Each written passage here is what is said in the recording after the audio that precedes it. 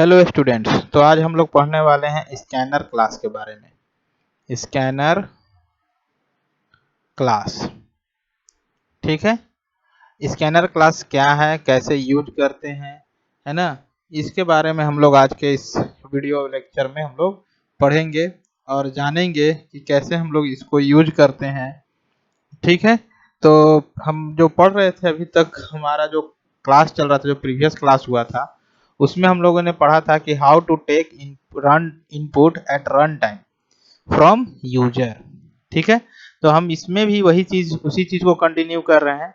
पिछले lecture video में हमने बफर रीडर के बारे में पढ़ा था, आज हम पढ़ रहे हैं स्कैनर क्लास, क्योंकि हमारे पास रन टाइम में इनपुट लेने के लिए दो क्लासेस अवेलेबल हैं, एक बफर रीडर और एक स्कैनर। तो स्कैनर क्लास के बारे में पढ़ेंगे। तो स्कैनर क्लास के बारे में फर्स्ट स्टेटमेंट तो हमारा यही लिखेंगे कि it is used to take input at run time from the user, ठीक है। अब स्कैनर क्लास जो है ये किस पैकेज के अंदर डिफाइंड है, तो ये हमारा पैकेज के अंदर डिफाइंड है यूटिलिटी नाम का एक पैकेज है, यूटिल नाम है उसका, पैकेज का नाम यूटिलिटी पैकेज कहते हैं, उसके अंदर ये डिफाइंड है। तो हमको सबसे पहले अगर स्कैनर क्लास अपने प्रोग्राम में यूज करना है टू टेक इनपुट, तो सबसे पहले हमको क्या करना होगा, यूटिलिटी पैकेज को इंपोर्ट करना होगा। और उसके लिए हमको अपने प्रोग्राम के टॉप में लिखना होगा import Java dot यूटिल dot star, ठीक है।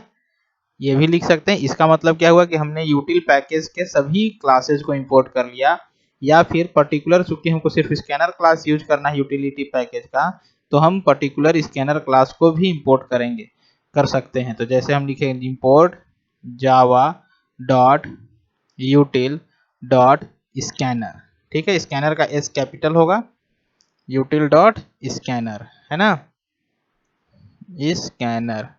आपको पता ही है केस सेंसिटिव है, सो आपको ध्यान देना है कैपिटल और स्मॉल लेटर का। तो स्कैनर को हम इंपोर्ट करेंगे। देन अब जब आपने स्कैनर क्लास को इंपोर्ट कर लिया, आइदर इसको यूज करके या इसको, इस स्टेटमेंट को यूज करके, तो उसके बाद आपको क्या करना है, इसके मेथड्स को यूज करना है to take input at a run time. तो मेथड्स को यूज करने से पहले आपको स्कैनर क्लास का ऑब्जेक्ट बनाना पड़ेगा। सबसे पहला काम क्या हुआ, import scanner class, import scanner class, सबसे पहला काम ये हुआ। नेक्स्ट वर्क क्या करना है, तो create object of scanner class, object for scanner class, ठीक है। स्कैनर क्लास का ऑब्जेक्ट बनाना है। और वो ऑब्जेक्ट हम कैसे बनाते हैं, तो उसको बनाने का रूल है, आपको क्या लिखना है, वही सेम रूल। सबसे पहले क्लास का नाम, तो यहाँ स्कैनर का बनाना है तो हम लिखेंगे स्कैनर, देन ऑब्जेक्ट नेम कुछ भी लिख सकते हैं यहाँ पर, ठीक है। ऑब्जेक्ट नेम इक्वल टू देने के बाद यहाँ फिर से हम क्या देते हैं, न्यू, क्योंकि ऑब्जेक्ट बनाने के लिए न्यू हमको कीवर्ड यूज करना होता है। देन स्कैनर, यानी कि उसके मेथड, उसके कंस्ट्रक्टर को हमको कॉल करना होता है और उसमें पास करना होता है आर्गुमेंट में सिस्टम डॉट इन, ताकि हमारे इनपुट डिवाइसेज एक्टिवेट हो सकें to take input at run time, ठीक है। तो स्कैनर का हम इस तरह से ऑब्जेक्ट बनाएंगे। अब एक बार जब ऑब्जेक्ट बन जाता है, तो इसके बाद हम स्कैनर के अंदर डिफाइंड मेथड्स, जो डिफरेंट मेथड्स हैं टू टेक इनपुट, है ना, वो हम एक्सेस कर सकते हैं। तो स्कैनर के अंदर मेथड्स कौन कौन से हैं, तो यहाँ पर हम लिख देते हैं, तो methods available in scanner class to take input from user at run time are. कौन कौन से हैं, तो सबसे पहला आपका मेथड है नेक्स्ट लाइन, जिसमें एल कैपिटल है, नेक्स्ट लाइन मेथड। ये जो मेथड यूज होता है, किस लिए होता है, तो ये यूज होता है टू टेक इनपुट स्ट्रिंग, क्या कर किसके लिए, फॉर स्ट्रिंग इनपुट। ये किस लिए यूज होगा, फॉर स्ट्रिंग इनपुट। अगर आपको सेंटेंस, पैराग्राफ वगैरह इनपुट लेना है तो आप क्या यूज करेंगे, फॉर स्ट्रिंग इनपुट, ठीक है। तो आप यूज करेंगे नेक्स्ट लाइन मेथड। दूसरा हमारे पास है नेक्स्ट मेथड, ठीक है। नेक्स्ट मेथड ये किस लिए होता है, ये भी स्ट्रिंग इनपुट करता है, बट अ वर्ड, है ना, फॉर, है ना, to take a word input, है ना, वर्ड, ए वर्ड इनपुट, ठीक है। तो वर्ड भी हमारा स्ट्रिंग ही होता है, तो इसके लिए इसमें भी हम बोल सकते हैं कि it is used to take a string input but a single word, है ना, सिंगल वर्ड इनपुट लेने के लिए। अब वर्ड और सेंटेंस में डिफरेंस क्या है, जैसे हमने लिखा दिस, या हमने लिखा ये लिखा, तो ये एक वर्ड है दिस, है ना, विदाउट स्पेस। और अगर हमने लिखा दिस इज, है ना, दिस इज अ बैट, या दिस इज अ बॉल, ठीक है, इस तरह से हमने कुछ लिख दिया इस, है ना, इट इज अ बॉल होगा यहाँ पर। तो इसमें ये दिस एक वर्ड हुआ, इज एक वर्ड हुआ, ये यानी कि ये जो सेंटेंस है ये 4 वर्ड को मिलाकर बना हुआ है, क्योंकि इसमें स्पेस भी है। तो इसको हम बोलते हैं, इसको इनपुट लेने के लिए हम लोग नेक्स्ट लाइन मेथड यूज करेंगे, और एक पर्टिकुलर सिर्फ वर्ड को इनपुट लेने के लिए हम नेक्स्ट मेथड का यूज करेंगे। तो ये समझ में आ गया। Next line to take a statement और पैराग्राफ विथ व्हाइट स्पेस, और नेक्स्ट और take a string without a white space, मतलब बिना व्हाइट स्पेस के हम कितना कैरेक्टर का भी वर्ड इनपुट करवा सकते हैं with through the next method, ठीक है, लेकिन व्हाइट स्पेस इसमें इनपुट नहीं होगा। तो व्हाइट स्पेस नहीं होगा तो सेंटेंस नहीं हो पाएगा। नेक्स्ट हमारे पास है नेक्स्ट बाइट। कौन सा मेथड है, नेक्स्ट, नेक्स्ट में याद रखिएगा सारा स्मॉल, लेकिन बाइट हमारा बी कैपिटल के साथ रहेगा, स्पेस नहीं होगा इसके बीच में। नेक्स्ट बाइट ये किस लिए है, तो बाइट टाइप वैल्यू इनपुट लेने के लिए, टू टेक बाइट, है ना, टाइप वैल्यू एज इनपुट, ठीक है, to take byte type value as input. Next हमारे पास है नेक्स्ट सॉर्ट, नेक्स्ट सॉर्ट ये हमारा किस लिए है, तो ये हमारा to take short data type जो हमारा है उस टाइप का वैल्यू इनपुट लेने के लिए हमारा नेक्स्ट सॉर्ट यूज होता है। नेक्स्ट है हमारे पास नेक्स्ट इंड, नेक्स्ट इंड ये हमारा इंटीजर टाइप, ठीक है, इंटीजर जो हम बनाते हैं इंट डेटा टाइप का यूज करके, उस टाइप के वैल्यू को इनपुट लेने के लिए हमारा next int.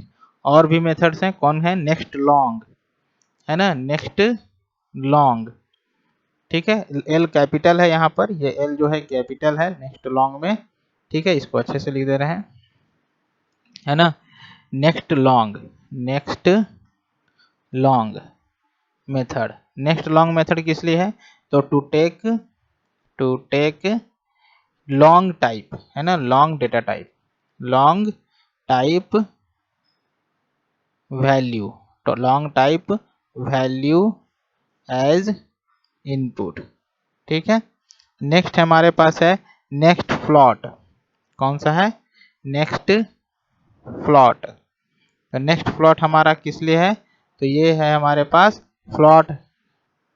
Float type value को इनपुट करवाने के लिए। नेक्स्ट है हमारे पास next double, next double, next double हमारे पास डबल टाइप, है ना, डबल टाइप हमारे पास जो डेटा टाइप है उससे अगर कोई मेमोरी आपने डिफाइन किया है तो उसमें अगर इनपुट लेना है तो हम नेक्स्ट डबल यूज करेंगे, नेक्स्ट डबल मेथड। नेक्स्ट हमारे पास अगर कैरेक्टर, कभी कभी कैरेक्टर भी इनपुट लेना होता है तो कैरेक्टर के लिए अलग से कोई आपके पास मेथड नहीं है, हम उसके लिए क्या यूज करते हैं, नेक्स्ट मेथड ही यूज करेंगे। बट नेक्स्ट मेथड क्या करता है, एक पूरा वर्ड इनपुट करवा देगा, वर्ड में मल्टीपल कैरेक्टर्स होंगे, लेकिन हमको क्या करना, उसमें से सिर्फ सिंगल कैरेक्टर यानी फर्स्ट कैरेक्टर को एज ए इनपुट लेना है, तो इसके साथ डॉट लगा के कैर एट फंक्शन यूज करेंगे, और उसमें हम इंडेक्स दे देंगे 0, यानी कि फर्स्ट इंडेक्स का वैल्यू पिक करेगा। कैर एट में ए सिर्फ कैपिटल है, बाकी सारा स्मॉल कैरेक्टर है, ठीक है, और विदाउट स्पेस है। तो इस मेथड को यूज करेंगे किस लिए, to take a character input, a character value input, ठीक है, एज इनपुट। तो आपको समझ में आ गया हर डेटा। तो हम यहाँ क्या देखे कि हमारे पास जो हम बफर रीडर पढ़े थे उसमें सिर्फ 2 ही मेथड हमने देखा था, एक रीड और एक रीड लाइन। सिर्फ हमारे पास बफर रीडर में 2 मेथड थे, रीड मेथड और रीड लाइन मेथड, ये दोनों थे हमारे पास बफर रीडर में, ठीक है। तो वहां पर हमको अगर इंटीजर वैल्यू इनपुट लेना है या कैरेक्टर वैल्यू इनपुट लेना है या फिर दूसरे डेटा टाइप के वैल्यूज को इनपुट लेना होता था तो हम इसको क्या करते थे, कन्वर्ट करते थे थ्रू द रैपर क्लासेज। अलग अलग के डेटा टाइप के लिए अलग अलग रैपर क्लासेस थे जैसे integer dot parse int, double dot parse double, float dot parse float, इस तरह के मेथड्स अवेलेबल थे to convert the string input into the different types of different data types. और यहाँ पर क्या हम देख रहे हैं स्कैनर में, तो स्कैनर क्लास के अंदर हर डेटा टाइप के लिए अलग अलग पहले से प्री डिफाइंड मेथड्स हैं। हम उन मेथड्स को यूज करके क्या करेंगे, इनपुट ले लेंगे। यहाँ पर हमको कन्वर्जन की जरूरत नहीं पड़ेगी। तो आपको समझ में आएगा। अब इसको हम प्रोग्राम में इम्प्लीमेंट करके देखते हैं कि कैसे हम यूज करेंगे। तो इसके लिए हम इसको इरेज कर रहे हैं।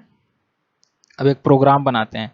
जैसे प्रोग्राम है, write a program enter two numbers find and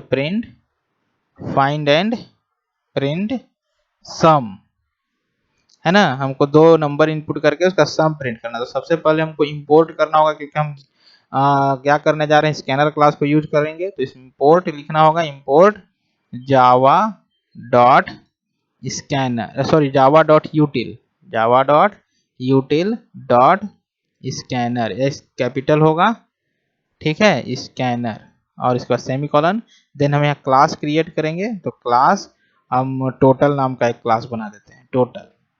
अब इस क्लास के अंदर हम सपोज सारा चीज एक ही काम फंक्शन के अंदर करना चाहते हैं, मेन फंक्शन के अंदर। तो हम यहाँ से मेन फंक्शन शुरू करेंगे, public static void main string args, है ना, public static void main string args, ये मेथड हम यूज करेंगे। अब इस मेथड में हमको क्या करना है, दो नंबर इनपुट लेना है, तो दो वेरिएबल बनाना होगा, int n1 और n2, ठीक है, और एक सम स्टोर करने के लिए s, ठीक है। और इनपुट लेना है तो स्कैनर का ऑब्जेक्ट बनाना होगा। तो हम क्या करेंगे, स्कैनर का एक ऑब्जेक्ट बनाए sc नाम का, और यहाँ पर लिखिए न्यू, फिर यहाँ हम लिखे स्कैनर, और इसमें हमने पास किया सिस्टम डॉट इन, ठीक है। अब हम यहाँ इनपुट लेने के लिए मैसेज डिस्प्ले कर देते हैं, system dot out dot print, ठीक है। और यहाँ मैसेज हो जाएगा इंटर फर्स्ट नंबर, ठीक है। और ये इनपुट हम ले रहे हैं n1 में, n1 इज इक्वल टू, तो अब यहाँ इंटीजर वैल्यू है ना n1, यहाँ देखिए इंटीजर वैल्यू है। तो इनपुट लेने के लिए हमको क्या यूज करना पड़ेगा, तो इंटीजर के लिए था हमारे पास नेक्स्ट int फंक्शन, यही था ना, नेक्स्ट int मेथड था हमारे पास to take a integer value. तो हम यहाँ यूज करेंगे sc, क्योंकि हमको ये मेथड एक्सेस करना, और ये स्कैनर क्लास के अंदर है। तो स्कैनर क्लास का ऑब्जेक्ट इसको एक्सेस कर सकता है। तो हम लिखेंगे sc dot next int method. बस ये हमारा इनपुट मांगेगा यहाँ पर, यानी कर्सर यहाँ आकर रुक जाएगा, और आपसे एक नंबर इनपुट मांगेगा, इंटीजर वैल्यू, और वो जो आप नंबर इनपुट कीजिएगा उसको n1 में स्टोर कर देगा। देन हम उसके बाद मैसेज डिस्प्ले करेंगे दूसरा, system dot out dot print, है ना, इंटर सेकेंड नंबर, ठीक है। और ये हम इनपुट लेंगे n2 में, और यहाँ लिखेंगे sc डॉट नेक्स्ट int, क्योंकि ये भी इंटीजर टाइप ही है n2 भी। और इसके बाद हम s इज इक्वल टू क्या कर देंगे, s is equal to n1 plus n2, और यहाँ फिर डिस्प्ले करेंगे आउटपुट। तो system dot out dot print, ठीक है। यहाँ पर हम लिख देंगे टोटल इज इक्वल टू किसका वैल्यू, तो s का वैल्यू, ठीक है। और इसके बाद हम यहाँ पर मेन फंक्शन क्लोज, और फिर क्लास क्लोज। तो ये हम एक ही मेथड के अंदर कर दिए। आप इसी को अलग अलग मेथड में भी बना सकते थे, अलग अलग मेथड में बनाते। तो एक इनपुट मेथड में हम क्या करते हैं, ये जो तीन मेंबर बनाए, ये हम क्लास में मेंबर बना देते हैं। यहाँ पर इंस्टांस मेंबर, ये भी लोकल मेंबर बन गया है, इंस्टांस मेंबर बनाते। देन फिर हम एक इनपुट मेथड बनाते जिसमें स्कैनर का ऑब्जेक्ट बनाकर ये वाला लाइन यहाँ से यहाँ तक का लाइन उसके इनपुट मेथड के अंदर रख देते, ये हम क्लास के अंदर यहाँ पर रख देते, ठीक है। और फिर कैलकुलेट मेथड बनाते जिसमें ये वाला स्टेटमेंट होता, और फिर आउट डिस्प्ले मेथड बनाते जिसमें हमारा ये वाला स्टेटमेंट होता है। ये डिस्प्ले में हो जाता, ये कैलकुलेट में हो जाता, ये इनपुट में हो जाता और ये डायरेक्ट क्लास में चला जाता। और मेन में आते तो हम इस टोटल का ऑब्जेक्ट बना के उस ऑब्जेक्ट के थ्रू हम पहले इनपुट मेथड को कॉल कर लेते, ठीक है, फिर कैलकुलेट को कॉल कर लेते और फिर डिस्प्ले को कॉल कर लेते, तो हमारा क्या हो जाता, प्रोग्राम एग्जीक्यूट हो जाता उससे भी। तो ये तरीका है, हम बफर रीडर में ऑलरेडी वैसे बना कर आपको दिखाए हैं, सो यहाँ हम नहीं बनाए, आप उसको उस तरह से बनाने की कोशिश कीजिएगा खुद से। तो ये था स्कैनर। इसी तरह अगर हमारे पास वेरिएबल होता है डबल टाइप, अगर यहाँ पर डबल में हम मेमोरी बनाए रहते N1 N2 और S, तो हम यहाँ जब इनपुट लेने के लिए आते हैं तो यहाँ D1 sorry N1 is equal to क्या लिखते, तो SC dot next double, D capital होता और नेक्स्ट डबल हम यूज करते, ठीक है, और मेथड ब्रैकेट। तो ये हमारा डबल टाइप इनपुट लेता। कैरेक्टर, मान लीजिए अगर कभी कैरेक्टर वेरिएबल इनपुट लेना है, कैरेक्टर वेरिएबल हमने CH बनाया, CH में इनपुट लेना है, तो हम क्या लिखेंगे, CH is equal to SC dot next. तो ये तो वर्ड हुआ, वर्ड का हमको एक पहला कैरेक्टर पिक करके CH में स्टोर करना है, क्योंकि CH की कैपेसिटी ही नहीं है एक से ज्यादा वर्ड यूज स्टोर करने की, क्योंकि ये कैरेक्टर टाइप है। तो हम यहाँ लिखेंगे कैर एट ए कैपिटल और 0, यानी कि 0th इंडेक्स का वैल्यू अगर यूजर 3 या 4 कैरेक्टर भी इनपुट करता है तो उसका पहला कैरेक्टर ही सिर्फ CH में स्टोर होगा, बाकी के कैरेक्टर CH में स्टोर नहीं होंगे। तो इस तरह से हम वैल्यू को CH में स्टोर करेंगे। और अगर आपको स्ट्रिंग इनपुट लेना है, सपोज आपने स्ट्रिंग से मेमोरी बना लिया, स्ट्रिंग सेंटेंस नाम का एक बनाया सेंटेंस के लिए, तो SCN इज इक्वल टू आपको लिखना होगा SC डॉट, बस आपको लिख देना है नेक्स्ट लाइन। तो ये नेक्स्ट लाइन क्या होगा, आपका सेंटेंस इनपुट करके, यानी कि पूरा एक स्टेटमेंट जिसमें विथ वाइट स्पेस होगा वो पूरा इसमें स्टोर कर देगा। अगर सिर्फ वर्ड इनपुट करना होगा, सिर्फ जैसे कभी कभी आता है ना कि inter your first name and last name, तो फर्स्ट नेम और लास्ट नेम एक एक वर्ड ही होगा, उसमें तो स्पेस का कोई बात ही नहीं है। तो उस केस में हमारे पास जो स्ट्रिंग मेमोरी तो स्ट्रिंग टाइप ही बनेगा, जैसे फर्स्ट नेम FNM और लास्ट नेम LNM, इसमें कोई डिफरेंशिएशन नहीं है। बट इनपुट लेते समय हम लेंगे क्या, FNM is equal to SC dot next. तो इससे क्या होगा, सिर्फ उसका फर्स्ट नेम, अगर वो स्पेस देकर लास्ट नेम भी डालता है एक ही साथ, तो वो लास्ट नेम इसमें कॉपी ही नहीं होगा, स्पेस के बाद का डेटा इसमें स्टोर ही नहीं होगा, ठीक है। इसी तरह LNM में हम अलग से इनपुट ले लेंगे SC डॉट नेक्स्ट, तो इसमें भी वही चीज है, स्पेस के बाद का डेटा स्टोर ही नहीं होगा। तो इस तरह, और यहाँ हम डिस्प्ले कर देंगे message system dot out dot print लिख के पूरा, और यहाँ लिख देंगे inter first name, inter first name, ठीक है, और इसके पहले मैसेज जो डिस्प्ले कर देंगे वो मैसेज होगा in system dot out dot print enter last name. तो इससे यूजर को भी पता चल जाएगा कि हमको यहाँ फर्स्ट नेम और लास्ट नेम मांगा जा रहा है, यानी कि अपने नाम को 2 पार्ट में इनपुट करना है। तो ये था हमारे पास स्कैनर क्लास, जिसमें अलग अलग डेटा टाइप के लिए अलग अलग मेथड्स अवेलेबल होते हैं, और हम उन मेथड्स को यूज करते हैं to take a input at run time. इसमें देखिए, इसमें अगर कोई पूछेगा what is the value of N1 and what is the value of N2, तो value of N1 and N2 is decided at the run time by the user, है ना। जो यूजर होगा वो डिसाइड करेगा रन टाइम में कि इसमें कौन सा वैल्यू स्टोर करना चाहता है, और वो इंटीजर वैल्यू ही स्टोर होगा, उसके अलावा और कुछ नहीं, क्योंकि यहाँ नेक्स्ट इंट मेथड लगा हुआ है, ठीक है। अब इसमें एक थ्रोज IO एक्सेप्शन नहीं करना पड़ रहा है, यानी एक्सप्लिसिटली हमको एक्सेप्शन हैंडल करने के लिए किसी एक्सेप्शन हैंडलर के पास थ्रो नहीं करना पड़ा रहा एरर को, क्योंकि स्कैनर बाय डिफॉल्ट ऑटोमेटिक वो काम खुद से कर देता है। तो यहाँ पर हमको थ्रोज IO एक्सेप्शन भी नहीं लगाना है। बफर रीडर में ऐसा नहीं हो पाता था ऑटोमेटिक बाय डिफॉल्ट, सो वहां पर हमको थ्रोज IO एक्सेप्शन भी लिखना पड़ता था, ठीक है। तो यहाँ पर स्कैनर क्लास अगर हम यूज करते हैं तो हमारा काम ज्यादा आसान हो जाएगा as compared to buffer reader, क्योंकि बफर रीडर में ऑब्जेक्ट भी बनाना मुश्किल, बहुत बड़ा कॉम्प्लिकेटेड लाइन था, एक बहुत बड़ा लाइन, मतलब इनपुट स्ट्रीम रीडर का ऑब्जेक्ट, देन बफर रीडर का ऑब्जेक्ट, तो वो थोड़ा स्टेटमेंट अगर एक स्टेटमेंट भी लिखते थे तो भी हमारा वो बड़ा हो जाता था। तो स्कैनर क्लास बहुत ईजी है ना, to take input at run time. तो हम जरूरत के अनुसार कभी बफर रीडर कभी स्कैनर यूज करते रहेंगे, ठीक है।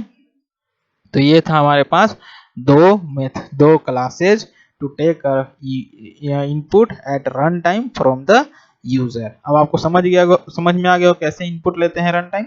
तब आगे के जो भी हम प्रोग्राम्स बनाएंगे उन सभी प्रोग्राम्स में हम रन टाइम में यूजर से इनपुट मांगेंगे और उन्हीं वैल्यूज के साथ कैलकुलेशंस वगैरह परफॉर्म करेंगे। तो आपको आज का ये लेक्चर वीडियो कैसा लगा बताइएगा कमेंट में, और कोई डाउट होगा तो वो भी कमेंट में पूछ सकते हैं। और अगर वीडियो पसंद आया तो इसको लाइक करें और चैनल को सब्सक्राइब करें। थैंक यू दोस्तों।